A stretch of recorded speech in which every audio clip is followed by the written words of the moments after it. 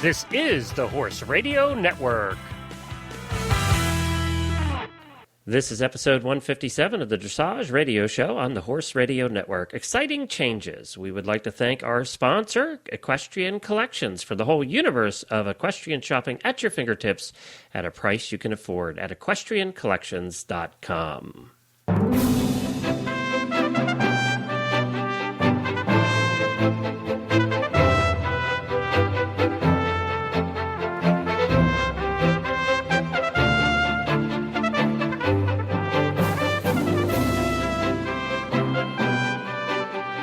This is Reese Copper-Stanfield. And I am Glenn the Geek, and you're listening to the Dressage Radio Show.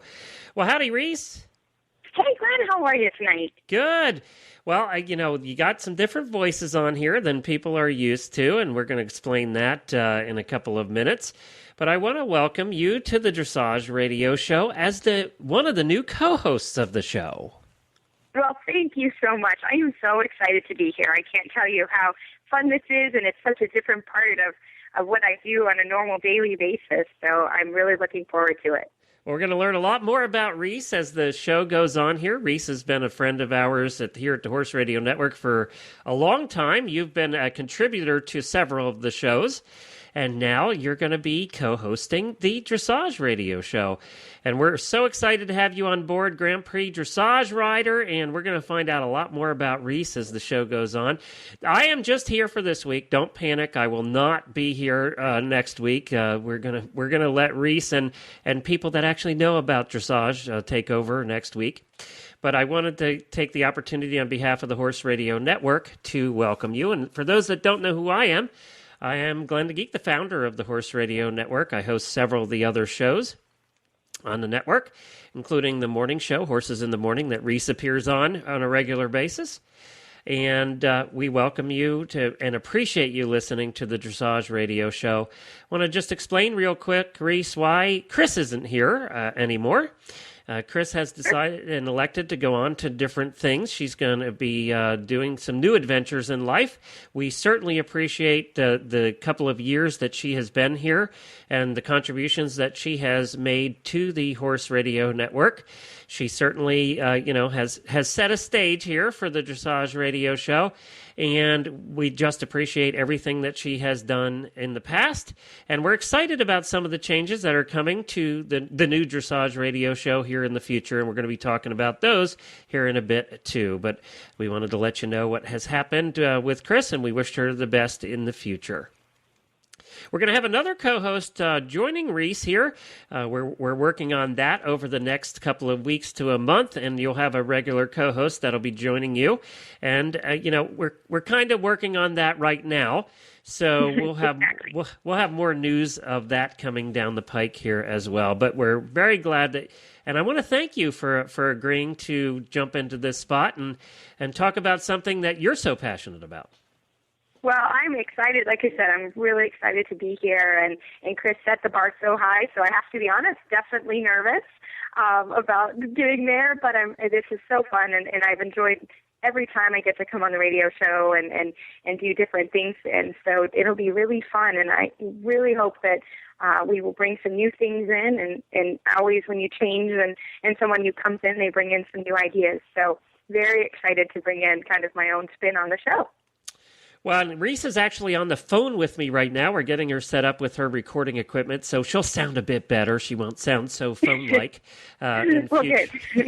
in future shows. But so we're going to get that set up. We're getting the equipment out to her now, so we'll hopefully by next week you'll be sounding like a professional radio host. That sounds so exciting. And, as Glenn knows, I am not very technologically advanced, so I really appreciate him helping me through all this. So I'm sure there'll be some bumps in the road, but I can handle it. Well, and you got a little help, too, from your husband, who happens to be makes me not even look like a geek. I know. I have an amazing husband, but I did promise him. My husband's name is Travis, and he is a wonderful man. And Glenn and Jennifer were all great friends. But he did tell me when I accepted the position. He said, "You're not going to talk about me, are you?" So I promised him I would not talk about him. So that was definitely when we made a family decision that I promised him I would not talk about him. Yeah, but I didn't make that promise. I didn't make that promise, Travis. I knew that. So we'll let Glenn do that. But I promised him I would not talk about him. You know why? Because he was nervous. He's heard the morning show and he hears how Jamie talks about her husband. So that's probably what made him nervous. You're right. Exactly. Well, and he's not a dressage guy, so your opportunities to talk about him probably will be slim anyway. So exactly. He's a great horse husband, but not a dressage rider in Nope. any way, shape, or form. Well, hi, Travis. I can talk about you a little bit. Exactly. Let's take a little bit of a break here for Equestrian Collections, our terrific sponsor for today's show, and their product of the week. And then we're going to come back and we're going to talk about how things will change here on the Dressage Radio Show, what new things are coming down the pike. So we'll be right back.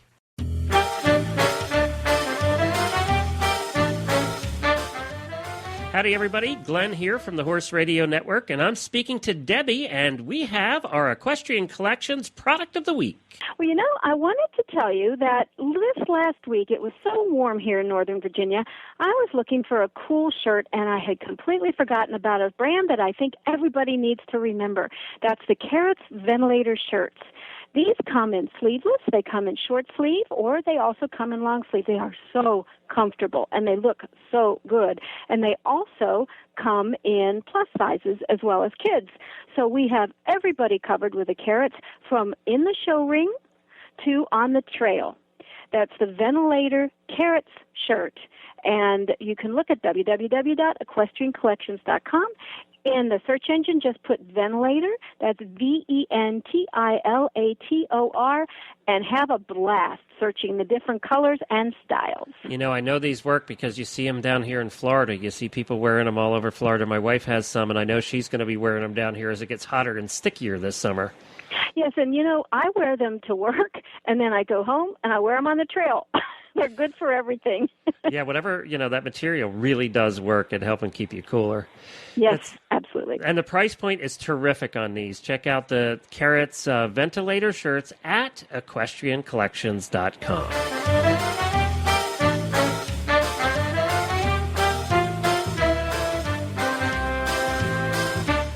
Well, we're back here on the Dressage Radio Show. I am here with the new co-host of the Dressage Radio Show, Reese Koffler-Stanfield. Reese, we're going to talk about you in a minute and your background and where you've come from and why you're qualified to host this show. But first, I wanted to mention a couple of the things that you and I talked about how we want to change the show a little bit. And we really do want to gear it more towards amateurs, and really helping amateurs learn and have it become more of an educational show. Exactly. That was really, something we discussed when we had our meeting. And, I'm a USCF certified instructor, so I coach a lot of amateurs and I coach a lot of young riders, and helping them through kind of, the hard parts of dressage. There are wonderful things in training tips, and there's lots of things we're going to talk about that way. But there are also a lot of other things. This is a hard sport. And sometimes I think listening to some stories and some people talking about, how they've reached their goals and how, things at horse shows go. And sometimes it's good and sometimes it's bad. I think that it'll be a lot of fun. So we're going to definitely bring in some educational things and some different things like saddle fitting, sports psychology, things like that, which I hope will help everyone sort of in their daily time with their horses and make it more fun and know that there are other people out there doing what they're doing. And I know you just spent a day, because I saw on Facebook, you just spent a day with the saddle fitter at your farm, so I'm sure next week you'll be talking a little bit about that, because it sounds like you learned a lot too. I did. It's really amazing in this sport. We have so many experts, and as a trainer, there's a lot of things that I'm good at and qualified to do, and there's things that I bring in my own experts. Like you said, Beth and Marty Hayes from the Horse Course were here yesterday, and we really spent all Memorial Day in the barn talking about saddles and making adjustments. And it's amazing when your saddle fits well, how much easier it is to ride well. And so, they're an integral part. And so I, of course, already asked Marty to come on the show, and he said he would love to. And he's such an interesting man, and the things that he does with saddles is really incredible, and it makes all the difference in the world. So, sometimes when he comes here to Lexington twice a year, so I get him for 2 days a year and need to get everybody adjusted. And so it's really an interesting thing in dressage, and you have that all the way from your saddles and what clothes are new. Wes was teaching me all about all the new type of clothing that's out there that I didn't even know, the kind of fabrics and show coats and things like that are available now that weren't available 2 or 3 years ago. That can, when you need to wear your show coat that's 100 degrees, like it was here in Lexington last weekend, having the new fabrics, it's incredible. So there's a lot of things that we can talk about that will make showing more fun and certainly help your position and make you feel better at the end of the day. And that's one of the things that's on our list that we talked about is making the show just in general more fun. And we talked about the fact that we're going to be doing more contests and just we're going to be getting the listeners more actively involved in the show. And I think that that's important. It's something that we strive to do on Horses in the Morning and the Stable Scoop Show and a lot of the other shows out there. The Western Show does that very well. And I think we're going to try and do that more here with getting you more involved in contests and different things that are going to revolve around the dressage world, but also just to revolve around the fact that we're all horse people too. We're just, we all have one thing in common no matter what the discipline, and that's horses. Exactly. So we're going to be doing a lot more of that. Plus, we're going to try and get the Facebook page much more active than it has been. We have thousands of followers on there, but we haven't done a very good job on the Dressage Facebook page of making it more active. So we're going to be doing that as well, and a bunch of other things. Terrific guests, and a whole new batch of guests because Chris knows a lot of people, but you also have a lot of people in mind that were different from who she talked to, and I think we also talked about having more amateurs on and talking about how they learned and overcome certain obstacles in their training too. Absolutely, and just. I do horses for a living. I still want to have fun though. I still, I own my own horses and I have goals with them. And, as a working woman and wife, there's a lot of challenges that go along with, riding dressage and fitting your life in and how you're reaching your goals. So, I have one of my favorite students. I've already asked her to come on the show, and she's going to be my first amateur guest.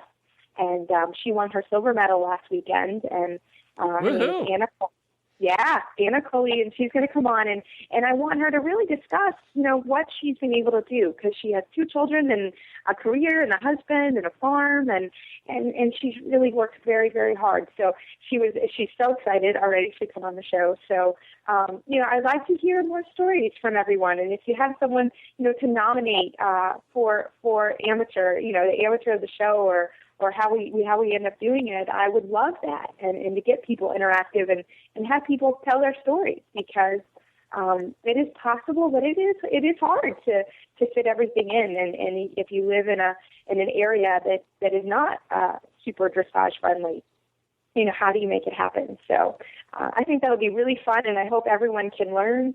I also talked to another one of my friends who's a high performance rider, and she just had a baby. And I asked her, would she come on the show? And she said she would be thrilled. And I'd like to hear how she kind of, works her family around her horses. And she does it for a career, but she's also showing. And so lots of fun stories that way that I hope that everyone can kind of relate to and enjoy. So those are another kind of thing I'd like to work toward.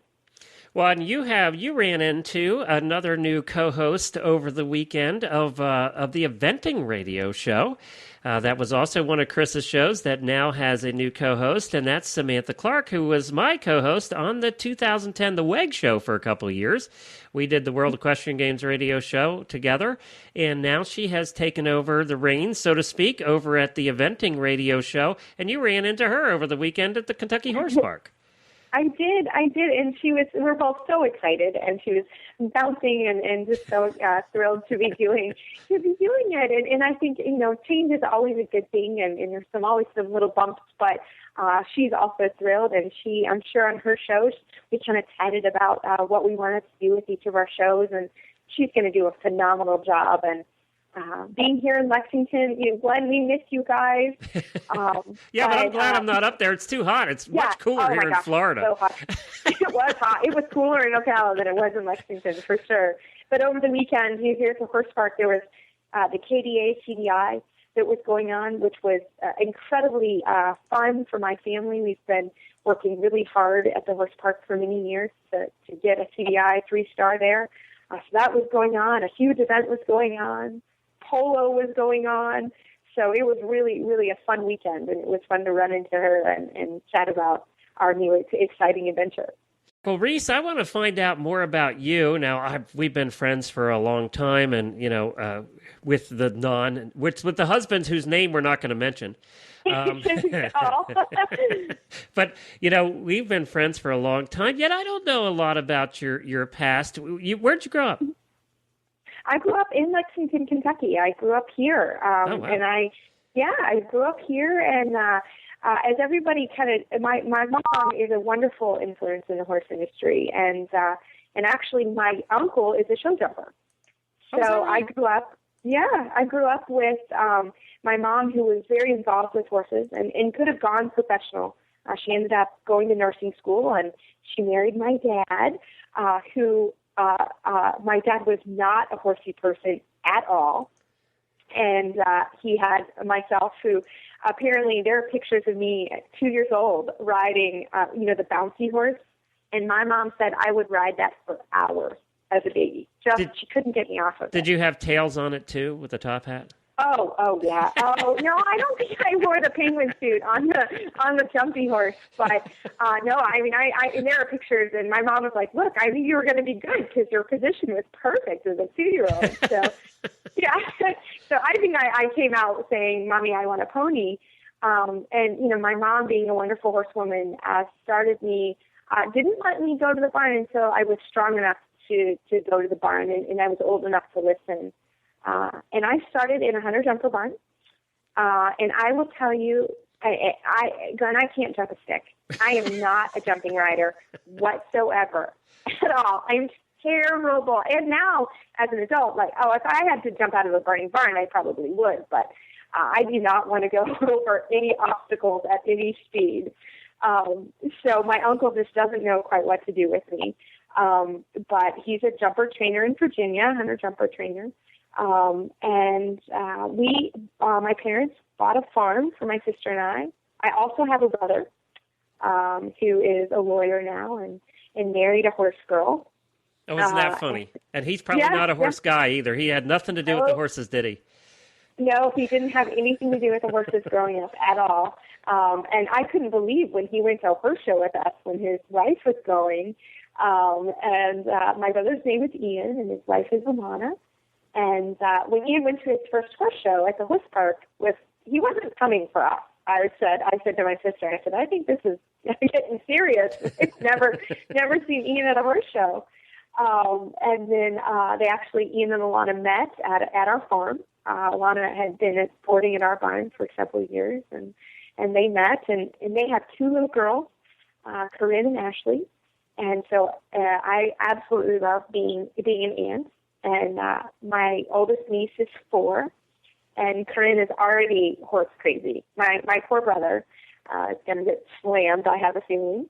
And my youngest niece is she's 6 months now, so not quite ready for ponies. And as many people know, my sister and I, we rode on the Young Rider team together twice. And I went to Young Riders 4 times, and she went also 4 times. So we grew up as horse girls. What's and her my name? mom, Lindsay okay. Toffler Cassidy. And Lindsay actually was longlisted and was the individual silver medalist at the Young Rider Championship. Oh, wow. So she's a wonderful rider. She now has a little boy, and she's married also to a wonderful man. His name is Ross. And Ross is like Travis, not a horse husband at all. I mean, he's not horsey.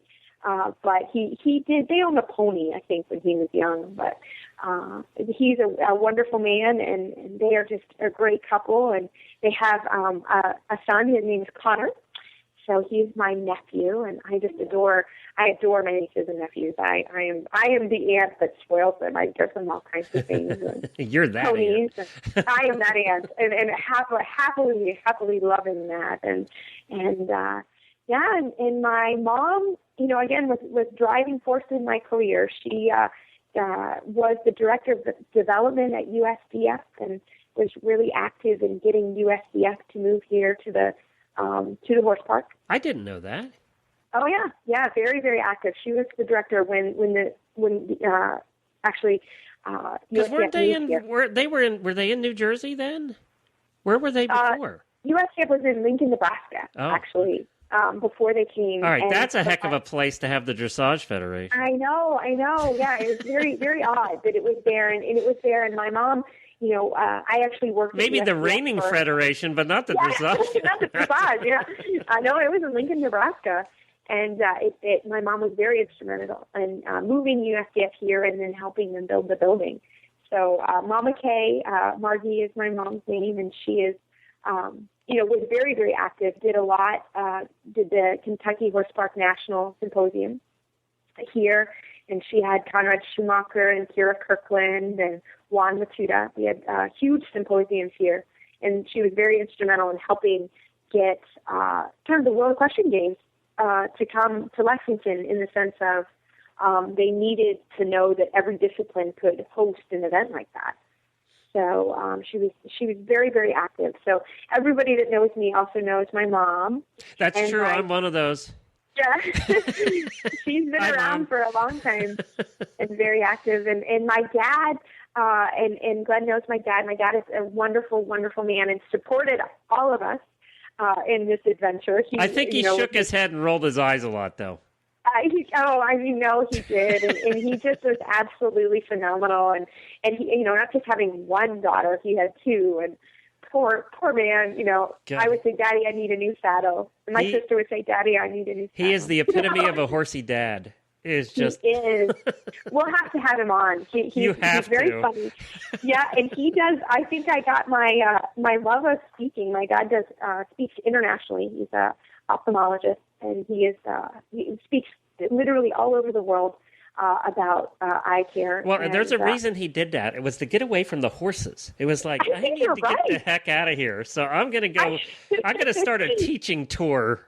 Yeah, I think you're right. I think he did, and but he's extremely fun. And actually, he listens to the shows.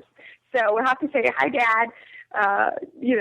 Dr. K, and Dr. K is also a fixture around the horse shows. Everybody knows my dad, and I think his shining moment was when I rode at the national finals, and he got to sit. He and Travis had a great time sitting in the sponsors tent, and I think my dad was in heaven. He finally, after all the nasty food and horse shows and Father's Day, I think we always had a show on Father's Day, and it was the hottest show, I swear, on the planet. And he would always drive up. It was in Cincinnati, and we would have dinner or lunch with him. And he's just a wonderful sport, and it has been really also a huge sponsor and driving force in my career. So I'm so lucky to have the parents that I had and have, and they are still very, very involved in what we do. So so we know we'll have 2 listeners to this show then. I know we've got 2 listeners. We're on it.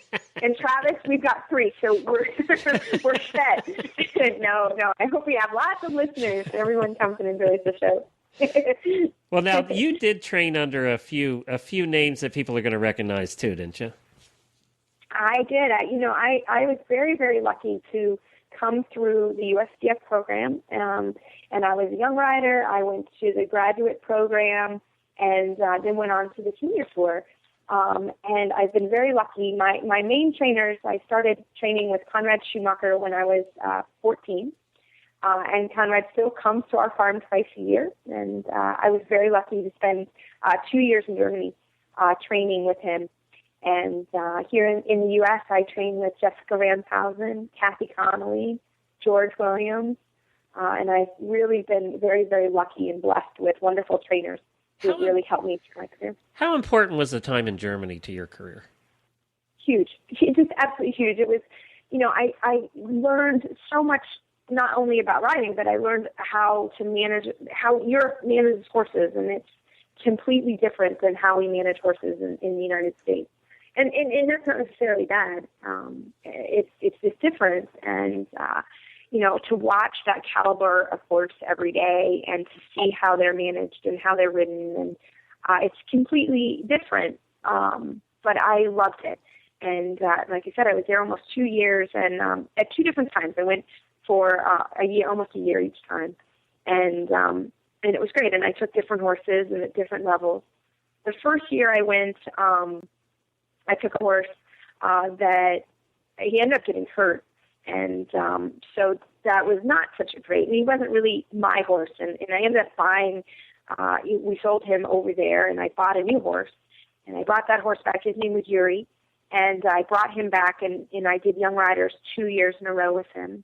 And then I decided to go back to Germany. I felt like I wanted to make him a Grand Prix horse, and I needed to go back. And it was a great time, and a great time for dressage. A lot of trainers my age have gone to Europe. I don't think now it's you need to do it as much. There are a lot of trainers that have trained over there now, and we have wonderful trainers here in the United States.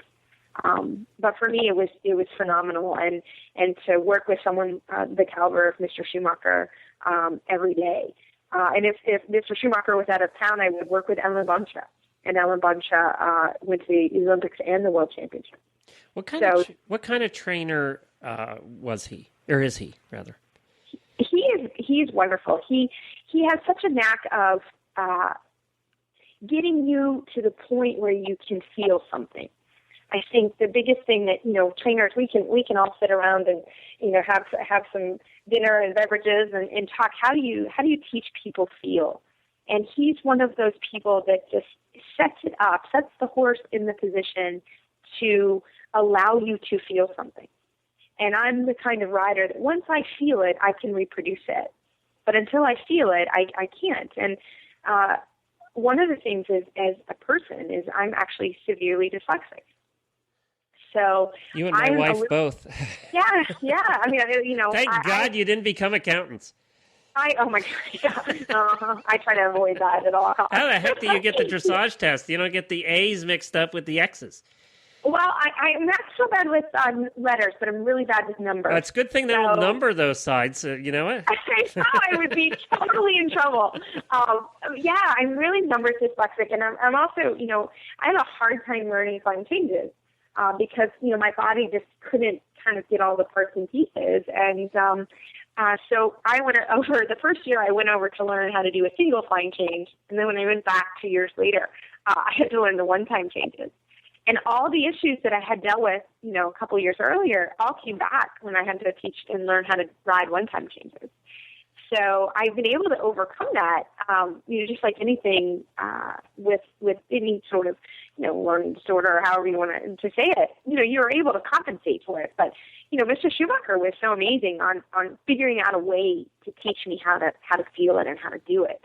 And over there, that was sort of where my love of teaching came in. I would finish in the barn and I would help with, we would finish up, and in the evening I would go back to my apartment.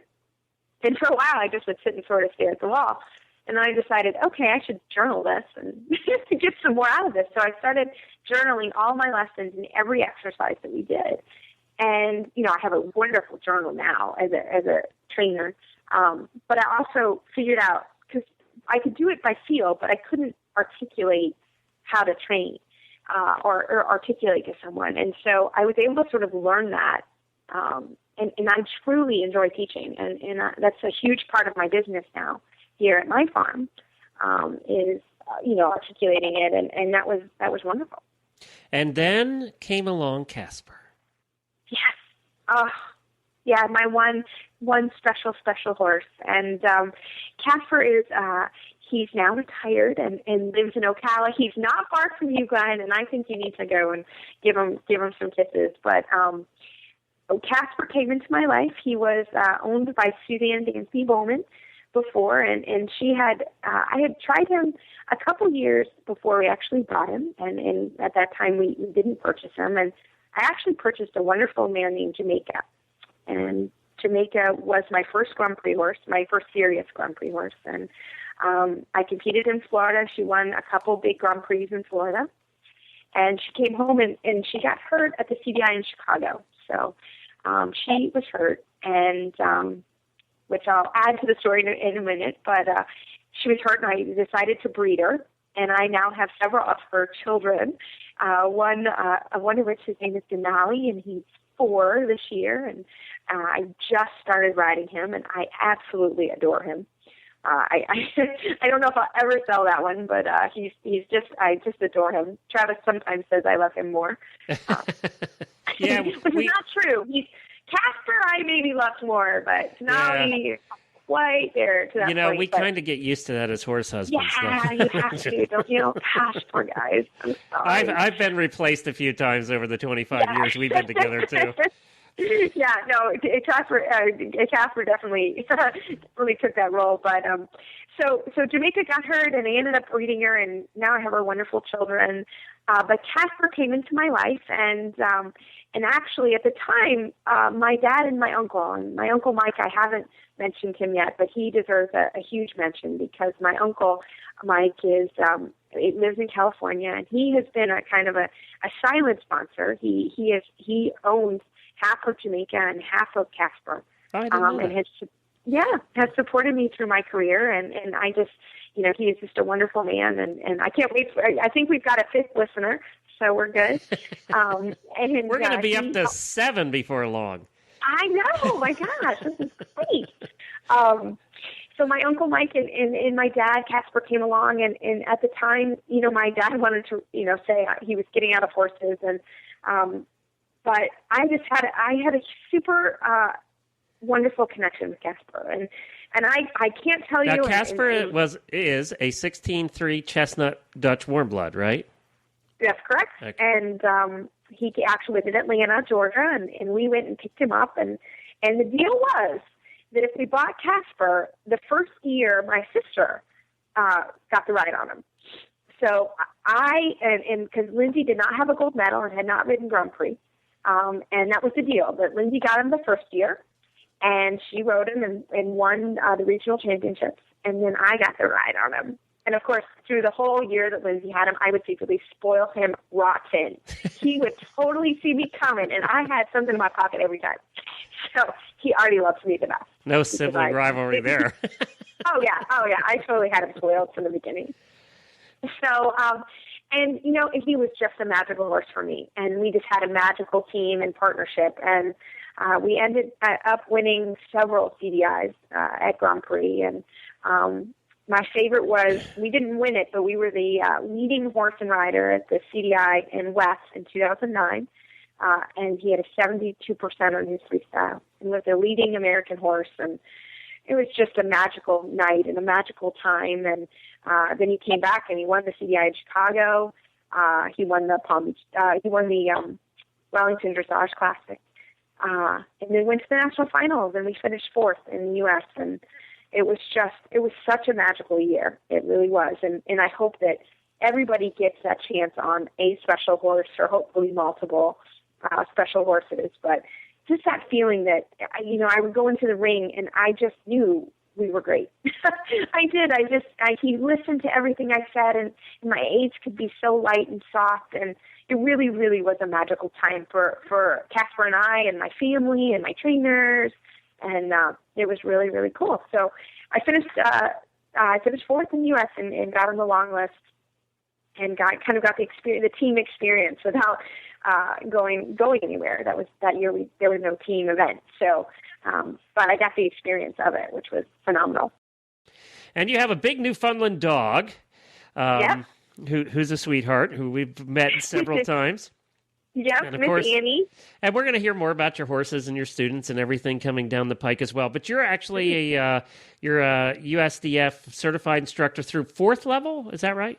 That's right. That's right. Yep, I'm certified to fourth level, and at the moment, that's the highest certification level. USTF is working on a FEI certification, but it's still in the test trial run, and there's no certification. So, and you're also on some committees too, I think, with the U.S. with the United States Equestrian Federation, right? Yes, I'm on the Stewards and Technical Delegate Committee and the Safety Committee. So those are always things. There's active athletes on every committee at USCF, and we're there to really be your voice. And I've already asked one of my friends that's on the committee, the stewards committee, to kind of come and talk about what the role of stewards are at competitions. Because we all are scared of the TV, and we're like, they're the rules, but actually they're really there to help you. And I didn't know this, honestly, before I was on this committee. I had no idea that actually that's what their role was. Certainly they're there to enforce the rules, but they're also there to help with the rules. And so that's been fun. And once you get on the long list for USCT, you get on these committees, or you're put on these committees. So I think it's really important that all the riders, that we go to the committees and help with the process of legislation. So I do enjoy that, and it's been fun, and really learning how the associations work. Well, we're going to learn a lot more about Reese in the weeks to come. But before we go here today, we do want to talk about a somber topic, and that is Dr. Farrell, who was the U.S. team physician and also part of the FEI. And we just, I know you knew him, and he, for those that don't know, and I doubt anybody listening to this show doesn't know, but he had an accident riding in a polo practice, I think it was, wasn't it, Reese? A couple days ago? That's what I heard, yes. He had an accident, and I don't know the details of the accident. I don't know either. We heard a rumor that he hurt his neck or his back, and he was a couple days in intensive care in Tennessee, and then he passed away on Memorial Day early in the morning. And he was just a neat guy. I met him several times, and I know you did too. I did, and he was I work very closely with Lindsay White on the Riders for Helmets campaign, and Dr. Farrell was really also one of the driving forces to that campaign, and it's just really it's a tragic loss to that campaign, and it's a tragic loss to his family, and I talked with him at Rolex, which was a couple weeks ago, and his wife, and he was just a wonderful man, and she's a wonderful lady, and I think it's a shock to all of us. I'm very shocked and saddened, and it just reminds us every day on that horses are dangerous. I hate to say that, and we all need to take precautions. And like I said, I'm very involved with the Riders for Helmets campaign, and please wear your helmet. There's just so much data out there, and he was wearing a helmet. This was not something that could have been kind of prevented, is what it sounds like. But it really is. It's a tragic loss, and I just pray for his wife and his family. And he was very well respected in Tennessee and around the country, actually, in the work he did. He just, and he had a bedside manner. I say that because you could tell when you just talked to him, when you were beside him, that he was the kind of doctor you'd want working on you if you had a problem, because he had that kind of manner where he'd explain things well. He was excellent. I've heard him speak many times, and he's just excellent at explaining things. And he didn't talk over your head, like so many doctors do. He really talked in a language that you could understand. Right. I know. And really, honestly, I'm just so shocked. I think everyone is, and just, But it just reminds us again, life is short, and live it. And again, I just reach out to his wife and his family, and for all of us in equestrian sport, he will be very, very missed.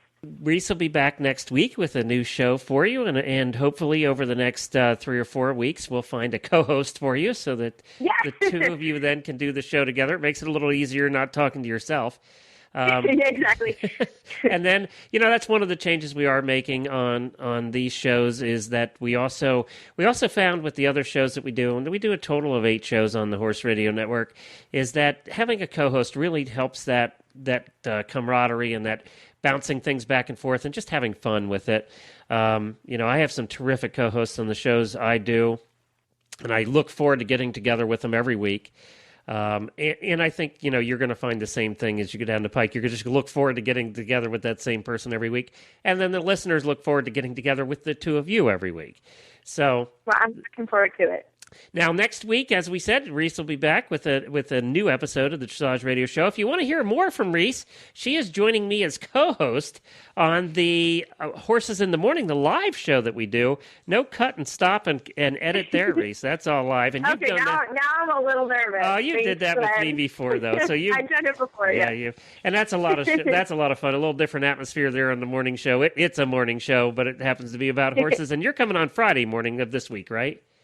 Yes, and I'm looking forward to it. I can't wait to hear what we're going to talk about. I can't either. I don't usually know. Jennifer tells me the day before. So perfect. Okay, I'll be looking forward to this. So it'll be fun. We'll be seeing you Friday morning as we host the Horses in the Morning show. You can hear that if you want to hear Reese is at horsesinthemorning.com.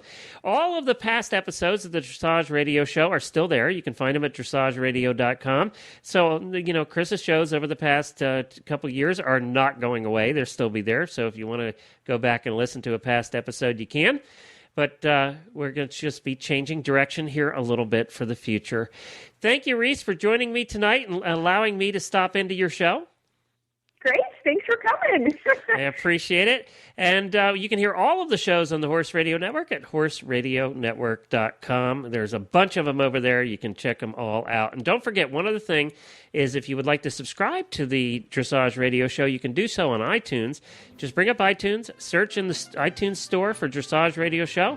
It'll pop up. You can subscribe, and it'll be automatically downloaded to iTunes, to your iPhone, your MP3 player, your iPod every week so that you'll get it without even having to worry about it or worry about missing an episode. That's the way most people listen to our show now. So thank you, Reese. Well, good luck with your new show. Thanks, Glenn. Well, I'm looking forward to it, and I can't wait to talk to everyone next week.